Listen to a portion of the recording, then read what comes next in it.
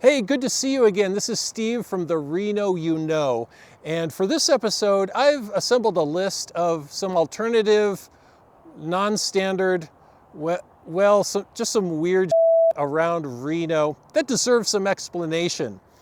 Maybe you're new to town, or maybe you've been here a while, and you might have found yourself scratching your head over some of the things that I'm going to show you in this video.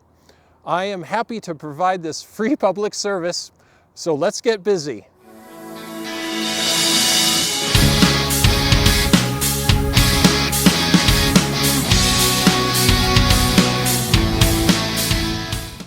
All right, this is weirdness number one, which actually gave me the idea to do this video.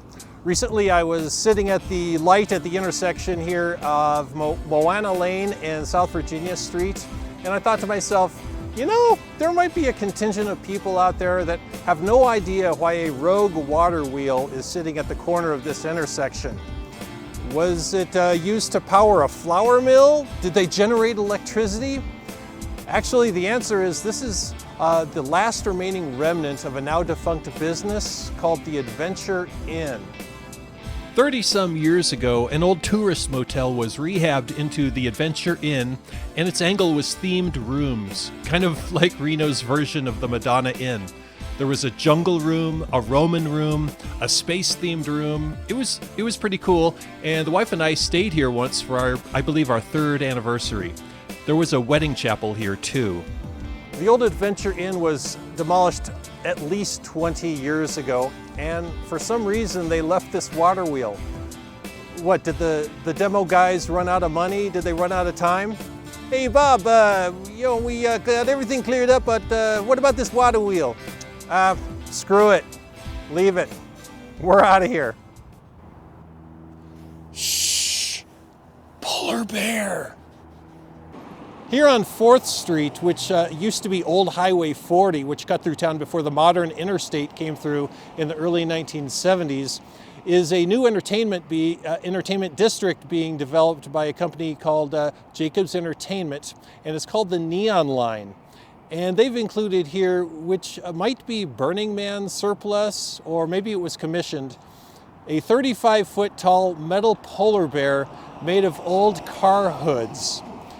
This was probably inspired by the White King, which is purportedly the world's largest stuffed polar bear, which resides in a casino in Elko, Nevada, and he's been there since 1958. Here on the Truckee River Walk in downtown Reno, adjacent to the Riverside Artist Lofts, is displayed the disembodied head of an older gentleman. Why is there a head displayed in a protective case here? Well, the full name of this area is the Raymond I Smith Truckee River Walk, and this bust is a likeness of Raymond I Pappy Smith, whose importance to the history of Reno cannot be overstated. Without going into a lengthy history on this episode, and I might dedicate a future episode just to him, I can tell you that he was the beloved general manager and the boss down in Harold's Club, which was the hugely influential casino here in Reno that opened in 1935 and operated until 1995. One of his traits that most endeared him to the community was his almost unlimited philanthropic support in the community. He retired debts of churches, he built wings on hospitals, supported schools, aided civic groups, and the list goes on.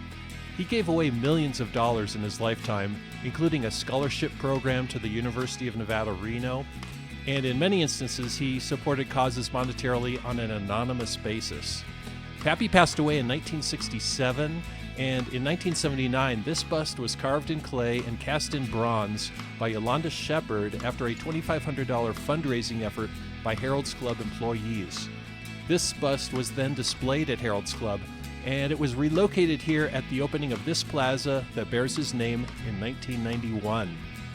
Hey, Washoe County School District, the next time that you name or rename a school, the community could use a school named after this individual. There's a giant prospector in Washoe Valley. I love me some giant stuff.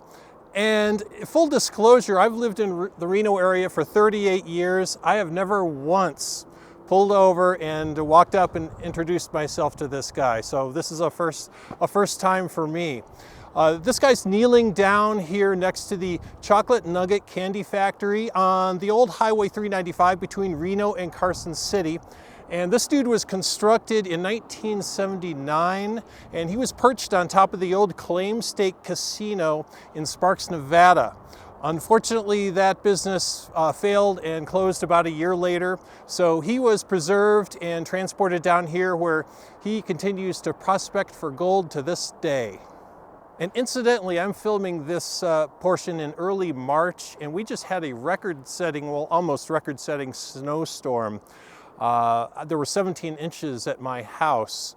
And prior to this storm in January of this year, the snowpack up in the mountains in the Lake Tahoe area was at about only 44% of normal. But after this last several day storm, the snowpack is at about 100 to 104%. So that's great news for our water supply. Here's another giant guy. This Atlas, who bears the weight of the world on his shoulders, is located out in front of the European Fitness Center here on South Virginia Street. This business actually opened as the Jack LaLanne Fitness Center, if you're old enough to remember who he was. These Atlases are actually pretty rare, and according to what I saw on the roadsidearchitecture.com website, there's only about 4 of these left in existence anywhere. So Reno has one of the last Atlases.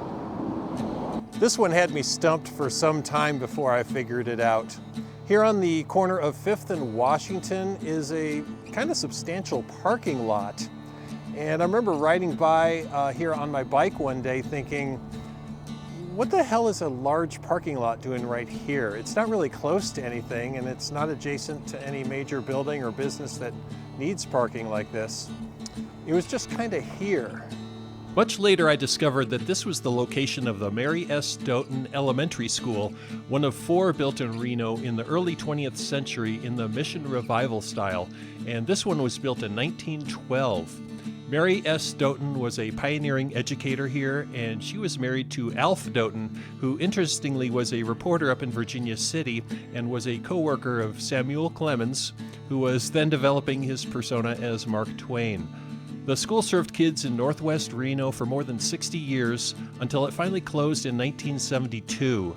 The cost of maintaining these old schools became too unmanageable, so in 1974, this grand old building was torn down, and just like in the song, we put up a parking lot. Fortunately, 2 of the 4 old mission-style school buildings still exist, one being transformed into what's now the McKinley Arts and Culture Center, and the other is the Mount Rose School, which endures as an elementary school to this day. Here at 347 West Street in downtown sits this house. Why is there a house in the middle of Reno's commercial district? Well, what we're looking at is the Benham Bells house, and this is the oldest still standing home in Reno and the last remaining home on Reno's original town site. Reno was founded in 1868, and this house was built either in that same year of 1868 or 1869, and the property was purchased directly from Charles Crocker, one of the big 4 of the Central Pacific of the Transcontinental Railroad. This house was built by a gentleman named I.T. Benham, who was a builder and a stonemason by trade. The property was sold to John Bells in 1883, and his descendants continued to live in this house until 1981, almost 100 years. The family resisted several attempts over the years to purchase the property for commercial use, but as of the date of this filming, the owner has recently sold the property to Jacobs Entertainment, which intends to use the land for its ongoing development of West Reno. Jacobs is sensitive to the history of this house, and as of the date of this filming, this home is being offered for $1 to anyone that will properly move it and preserve it. Hopefully somebody will take them up on that offer. You can't miss Last Chance Joe, who is standing outside the Sparks Heritage Museum, especially because he's plainly visible from the interstate. But just who was this guy? Over the years, since the 1950s, there have been several Nugget casino properties in northern Nevada, starting with the Nugget in downtown Reno, There was one in Carson City, one in Lake Tahoe, one in Yerington, Nevada, and of course the Sparks Nugget. All of these casino operations were the handiwork of two gentlemen, Dick Graves and Jim Kelly, and John Asquaga ultimately purchased the Sparks Nugget from Dick Graves.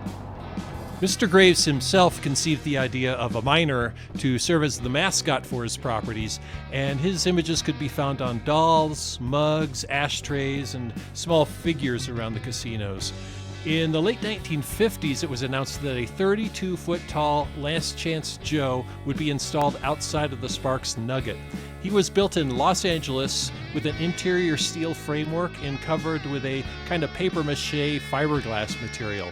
He was then loaded onto a flatbed railroad car in 3 sections and sent up to Sparks. Joe stood sentry outside of the Sparks Nugget for more than 50 years, until 2014, when the Nugget's new owners decided that Joe had to go. So after some organized fundraising efforts and some community support, Joe was moved kind of around the corner, and he was resealed and repainted, and let's hope he lasts another 50 years. Also visible from Interstate 80 is this Walgreens drugstore, which actually sits right over the top of Interstate 80. Why on earth did they put a drugstore right over the top of Interstate 80? Well, this entire location, this pad, was constructed over the interstate many years ago to accommodate a hotel casino project, which unfortunately never came to fruition. So this concrete pad sat here vacant for many, many years until Walgreens built a drugstore on this location about 10 years ago or so. This gas station here on Moana Lane is not so much weird, it's just cool. And to add to the weirdness though, the drugstore across the street is piping in toccata and fugue in D minor to keep people from congregating behind their drugstore.